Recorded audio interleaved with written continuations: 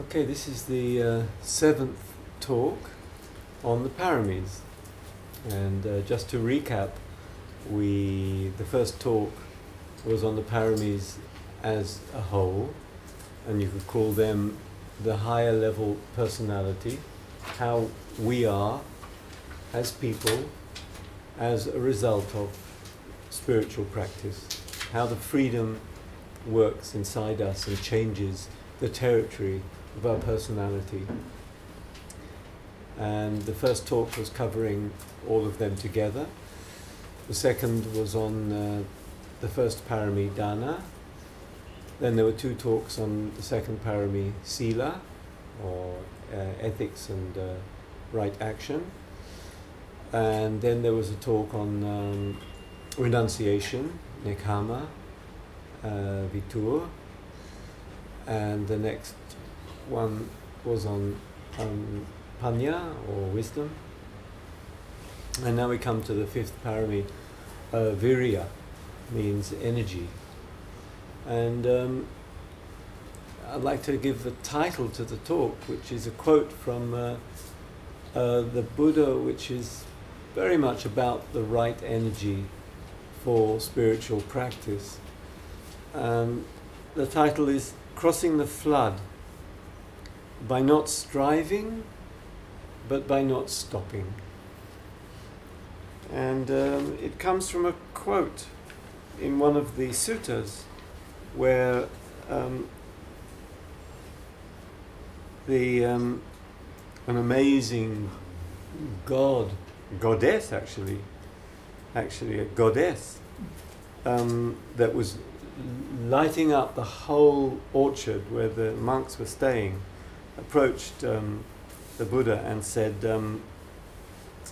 how did you manage to cross the flood of samsara?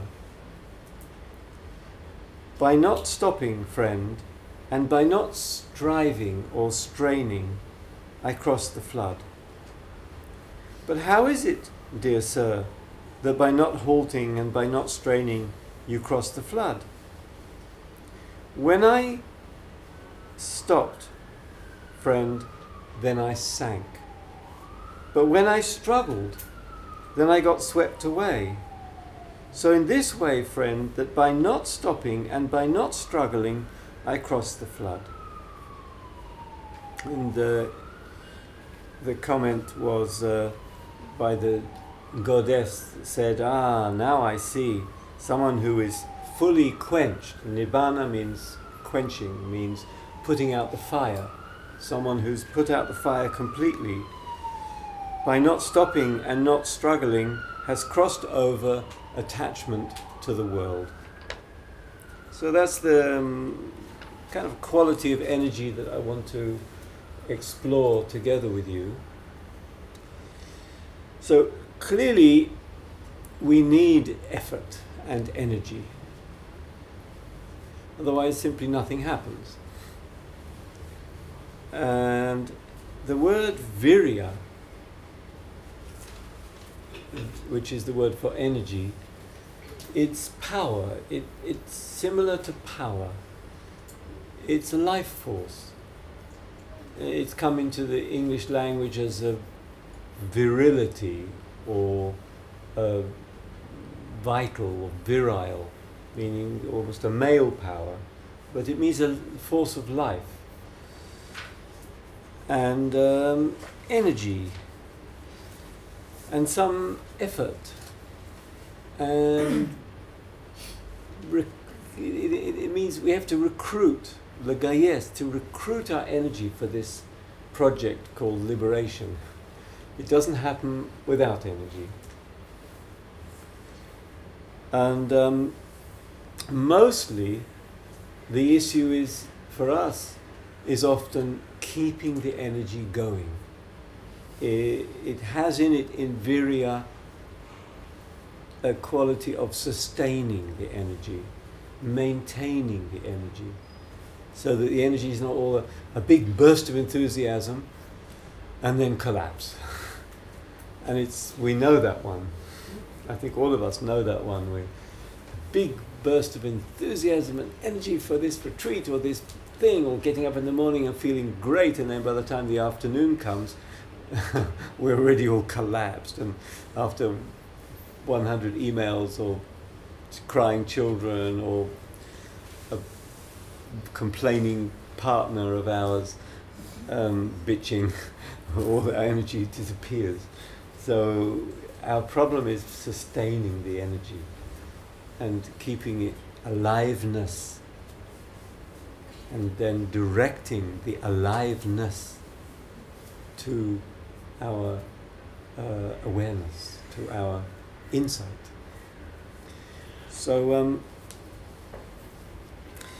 there is another one of the paramis called adhitthana, which you can translate as determination or resolve or nechishut. It's not quite the same as energy. And we'll come to that later. And so they're rather different. They overlap because energy comes from motivation. If we have motivation, adhitthana, good motivation, we will get energy.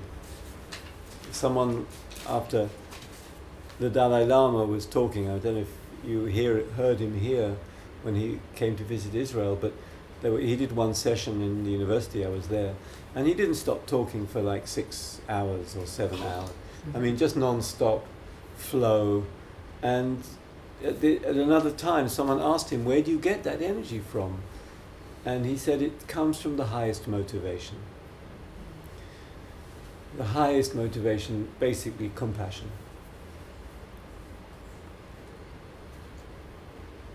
So clearly they're connected. Energy comes from motivation, but they're also different.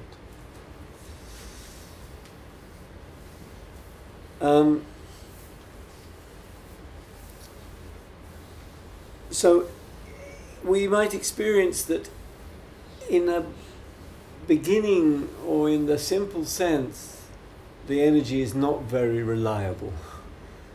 It arises and it disappears. It's a bit crude, Gus. If we succeed, we have a good experience, a spiritual experience, it brings energy. And then if we feel we're just sort of schlepping along, nothing really happening, nothing we can define as success, and our energy goes, because we don't feel the hope and the enthusiasm for practice, because it doesn't seem to be giving us that fire. So in that sense, at the beginning, the energy is rather dependent on other things, on conditions. Like happiness. Like happiness. Or encouragement, or the guru smiles at us. And then we have plenty of energy. And the guru, I'm not talking about this context, but in other contexts, especially Indian context, the guru is nice to you, everyone their energy. The guru puts you down and your energy collapses.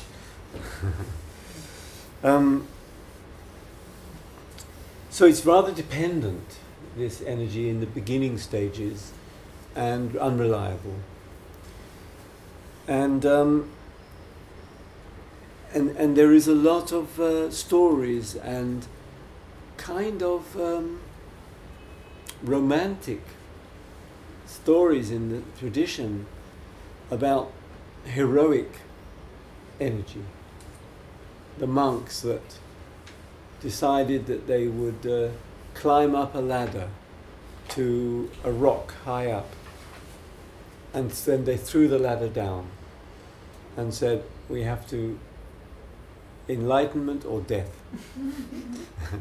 Can't get down except by flying.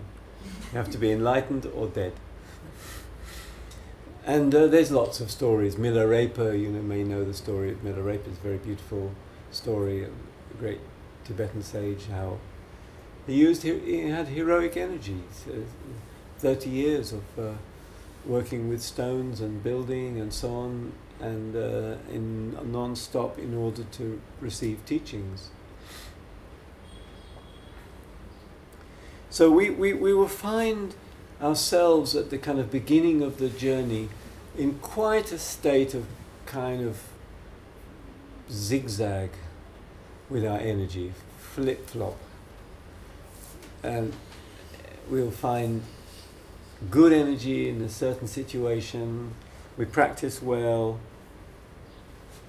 and then negative, disappointment, not working for us too well. The energy goes down, we don't know why. We go to a retreat and we feel no energy left, and we're tired all the time, and we don't know why.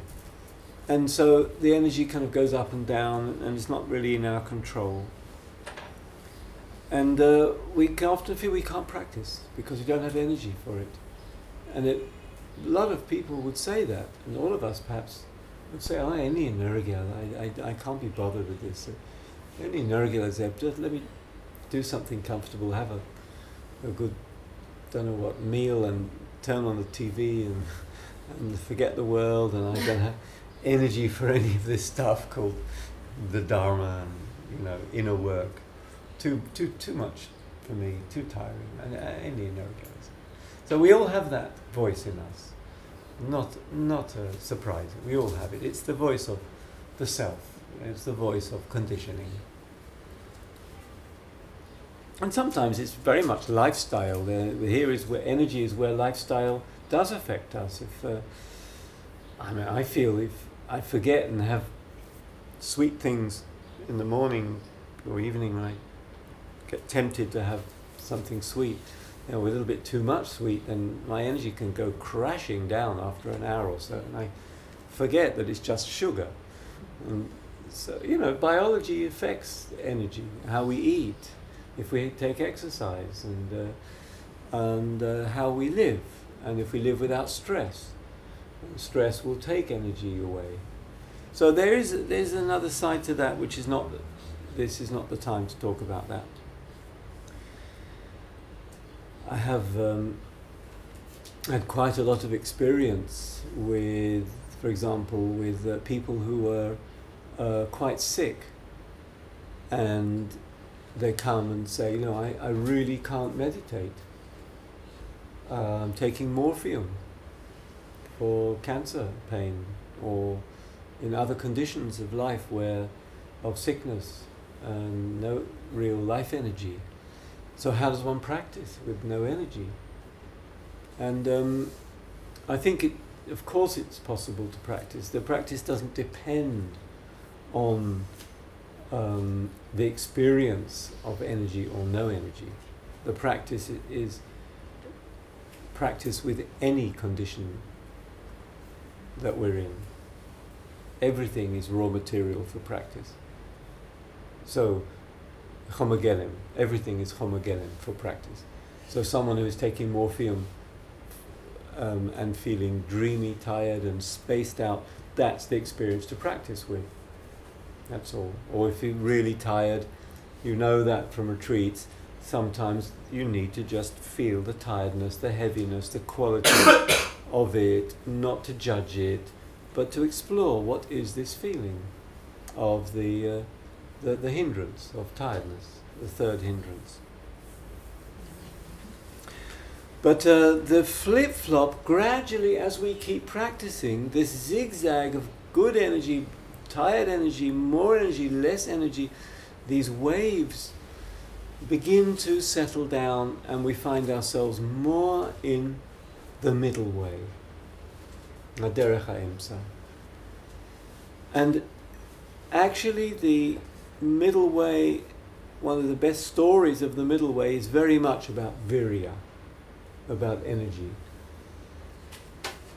And the story was when the Buddha was sitting on the bank of the river in very advanced state of asceticism, sagfanut, and heroic energy, heroic practice. And so the story goes. he saw a boat passing on the river with a musician and a student. And the musician said to the student, if you tighten the strings too tight, they don't make music. If you loosen them too loose, they don't make music. The sitar will make music if the strings are at the right tension. And for the Buddha, this was a major breakthrough. And after that, he softened, and he allowed, you might call it the feminine. And a woman from the village came, or a young woman, and brought him kheer, sweet rice. And then all his friends left him because they said, well, you know, you just gave up. But he actually found that the middle way is more important. And so, being Buddha. yeah. And so the middle way is very much about energy. Energy is a very good example of the middle way, where it's less and less dependent on conditions.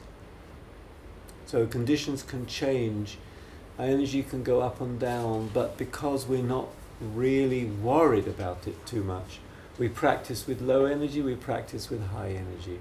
We practice with ecstatic, wild energy, and we practice with sloth and torpor, as they call it in the third hindrance, weariness, laziness, etc. That's same raw material.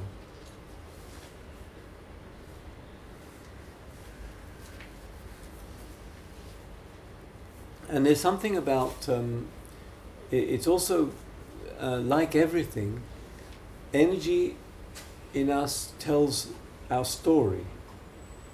It has story behind it. It has meaning. And for example, sometimes on retreat people say, I have no energy, I have no energy. So if it's the first day, I say, yeah, probably you've been just killing yourself the last week. You need to recover, just go rest. If it's the second day, I say, well, yeah, maybe it's still leftovers, but watch it. If it's already the third day, you know, I say, wait a minute. You already had lots of sleep and at least a bunch of coffees already, and you're still like that, then it's something else. It's energy is a voice from the subconscious. It's a voice from the conditioning world. It's a voice that's telling us energetically how we are. So it's a voice to be seen and appreciated.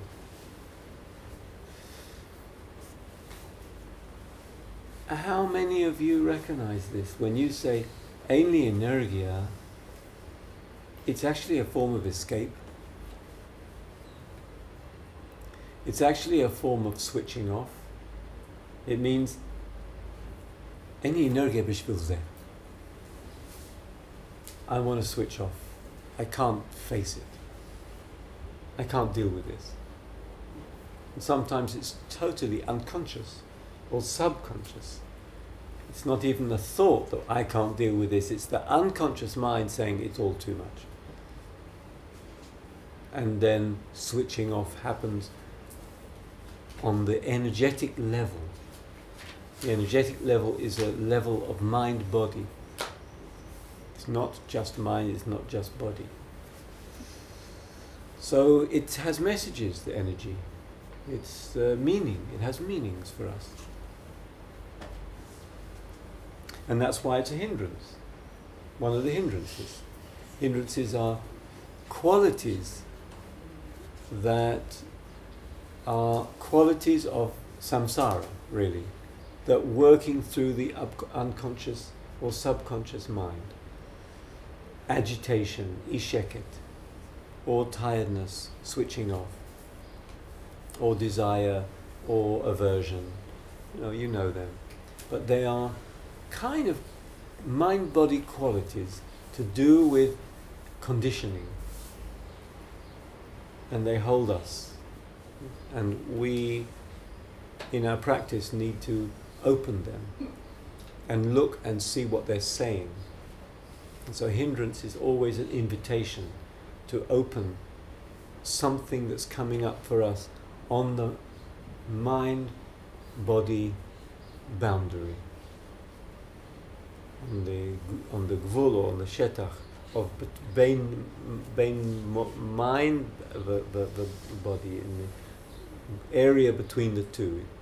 That's conditioning happening, and it may not. It's coming as energetic quality, not as story, not as narrative, but as a quality. I really have to. I need desire. I really need this. I really must do this. I have to change my cushion. I have to eat now. I have to this. Or tiredness. I just can't face it. I need to rest. I must switch off. These are energetic qualities, and they need to be explored. And as we explore them, they get less. They get less powerful. The e-sheket, the agitation or the tiredness and the weariness or the laziness, they get less powerful because we meet them as they are. And we don't give them power on us. We open them. And very often they will tell us about patterns that we have that are draining the energy. Low energy, when we look at it, will often tell us about our fears, for example.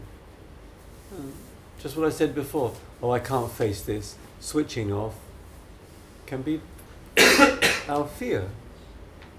I can't face this challenge I have in life. I just can't bear, I don't, leave me alone, can't deal with this. It's a sense of withdrawal.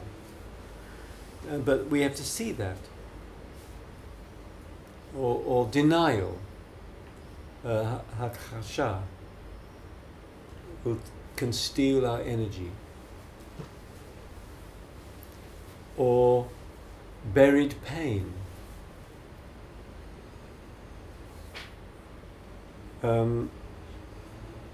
We worked quite a lot on this in the couple of retreats we did on with Germans and Israelis, exploring the Holocaust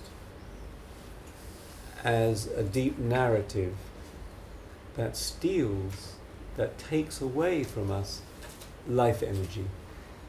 We feel and the Germans and Israelis both felt in different way, in some cultural way, it was suppressing, putting down the joy of life and the energy of life by having this heavy thing. Guilt is another place we can often look and see that it's taking our energy away.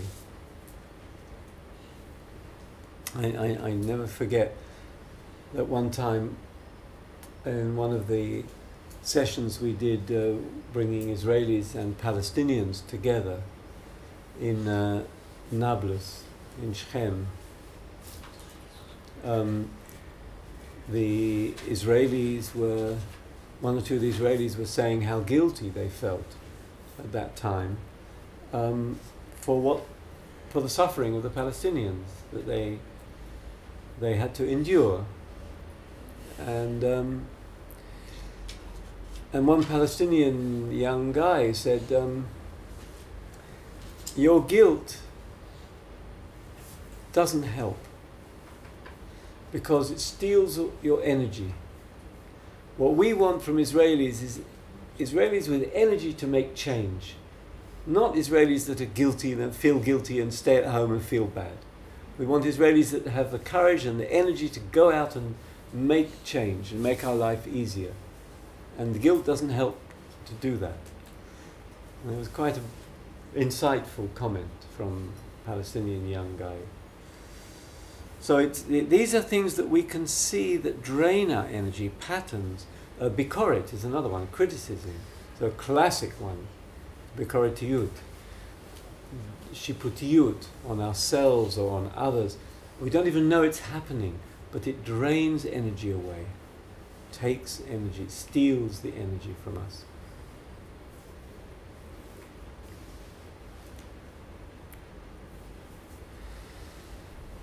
So in a number of suttas, the Buddha said we need 4 places, 4 kinds of energy. And the first is the energy to let go of, to abandon things that are not helpful to us. Needs energy to let go of attachment, needs a certain energy. To let go of addictions, to let go of things that hurt us or harm others. To let go of confusions. So the akusala, the non-healthy, wholesome aspects of our life, energy is needed. We have to do something. We have to go there and say, look, that enough is enough. And that needs an energy. And the second is energy for keeping going, for maintaining things that maintaining things that are helpful to us. To keep practicing, to keep going, sometimes needs an energy. To keep being mindful, it needs energy. So maintaining is the second one. The third is initiating something that isn't there before. Starting something up, finding something new. Initiating is liyazam. Lizom. To bring up something. For example, an insight, a truth that we want to discover or that we're beginning to discover, needs energy. Say, well, this is interesting. I'm going to look at this. I haven't seen this before. Something new about my life. I want to initiate, make a change, see something new. And developing is the fourth one. Developing things in us that we feel are healthy, and developing our practice and so on.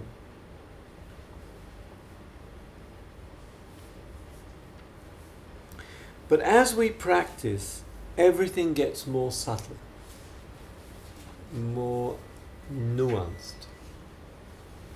And one of the images that I like, because I have chickens, and it is a text, a sutta, where the Buddha talked about chickens. And he's talked about how a kind of a really quiet energy is an energy of a chicken sitting on eggs. And in the text, the Buddha said, never mind how much the chicken is saying, oh, I want my chicks to come out now. I can't wait for 21 days. I need my chicks now to come out. I want to hear their little beaks pecking on the shell, and I want to hear the squeak little noise of them now. I can't wait. But it doesn't happen. It will only happen when it's right to happen. So you can't hurry that process. So that's an energy of maintaining, of staying. And yet it's a very quiet energy. The chicken sitting on eggs is extremely quiet. It's kind of very, very steady. And so that's an energy. Still needs to stay there for 21 days. That's an energy which is more subtle. It's not the up and down. Oh, great energy. Oh, no, none of energy today. It's very steady energy. And that comes from practice. Also a kind of middle way. Or like Barbur, a swan. If you see a swan gliding on the water, and I love to watch them, but under the water, what's happening under the water? Quite a lot of energy is being used. The swan is gliding, but under the water there's... Things get more subtle, the energy gets more delicate. The hindrances, as we keep practicing, the hindrances get much less powerful. Hindrances, mahsomim. So the desire gets less overwhelming, the tiredness gets less total, the isheket gets less agitating, less powerful. All the hindrances get more delicate. They're still there. They're there more or less until awakening. But they're much more delicate. They're not such a problem, they're not so strong. And I think all of us experience this as we practice more and more. The things get more matun, is that the word? Mm-hmm. Yeah. Quiet, delicate. They're still there, but not so powerful. There's less resistance, there's less friction, chikuch. Another beautiful image is how a small flower, a small plant can break concrete. If you look, it's sometimes amazing, you see a small plant that's kind of pushing stones or concrete, coming through the crack and making it bigger, little by little, slowly, slowly. And that's this energy.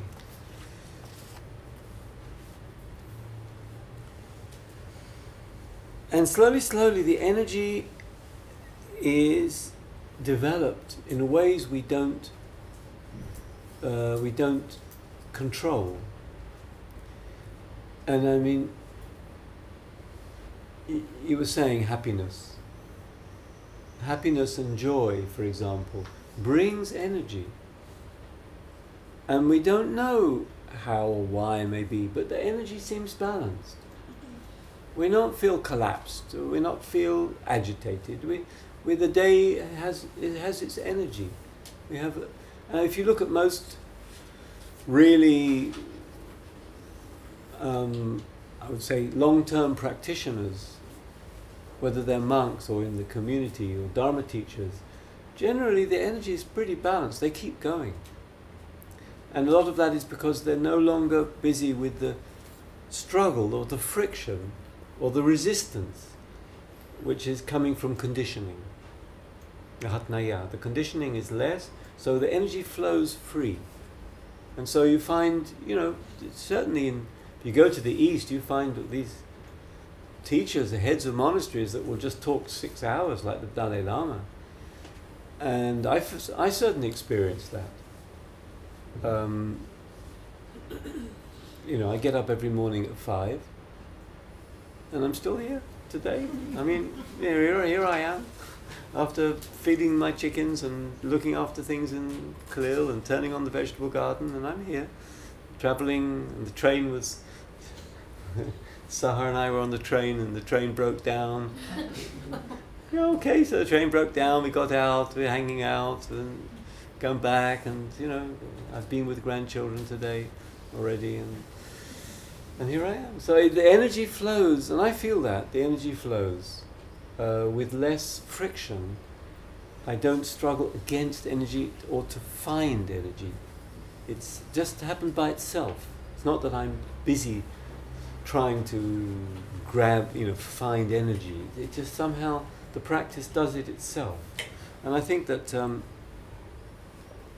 the inner fire comes from a sort of balance of joyful energy. All the paramis help it.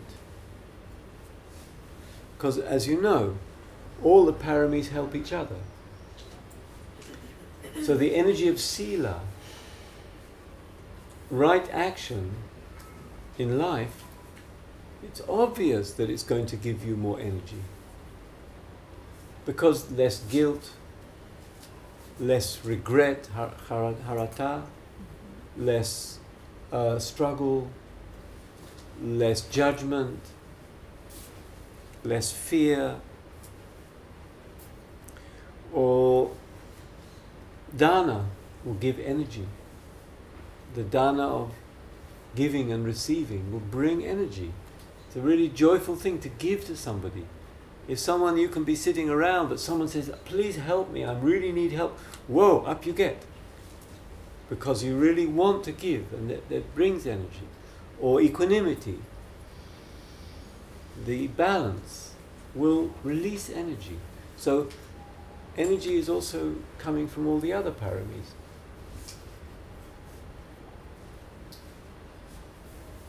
Non-resistance, not resisting, which is metta. Love. Huge energy comes from love. Love of Dharma. Love of truth. Brings energy.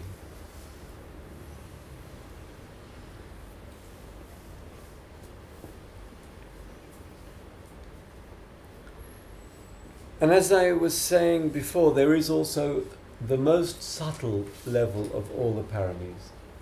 Harama achi adin, achi gavoa, the most high, which is the bodhisattva energy, the parami as on the highest level. And here it's the energy of the bodhisattva. And you can't, the bodhisattva is someone that will not stop until all beings and every ant and every insect and every human being and every animal and every fish in the sea are brought to total enlightenment. And so you can't imagine with that mission that the bodhisattva has set himself or herself. The bodhisattva would say, I'm tired, I don't feel like bringing anyone to an awakening. It's too much for me, I don't feel like lo bali. Yeah. Nimasli.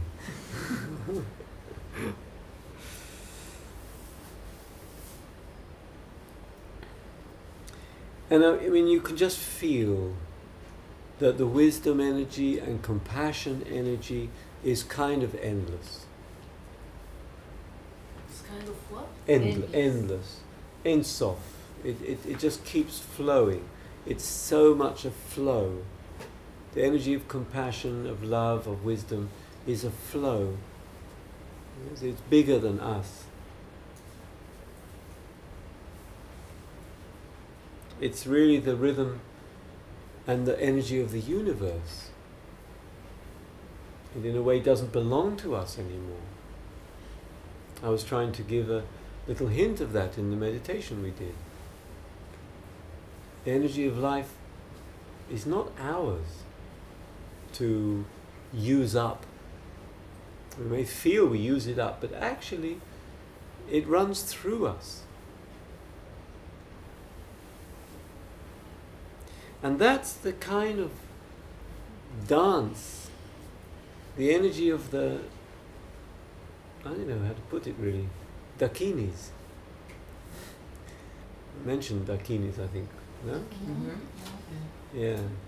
These the goddess energy, the little goddesses that make the world alive, that make life, that make things happen. The dance of the universe is the energy of the universe. It's the female energy of the Dakinis, the dancing goddesses, the gopis, the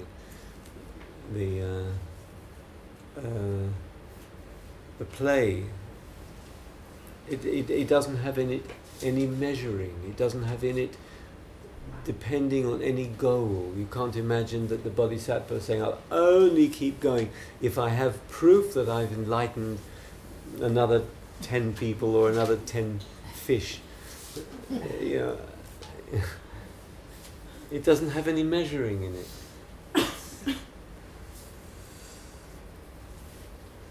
I read somewhere that that it's like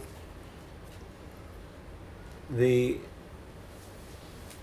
tiger who doesn't has the same energy whether he's trying to catch a rabbit or catch an elephant. It makes no difference. So I think I like to go back to that sutta of not struggling and not stopping, because that is that energy of flow, of the dance, of energy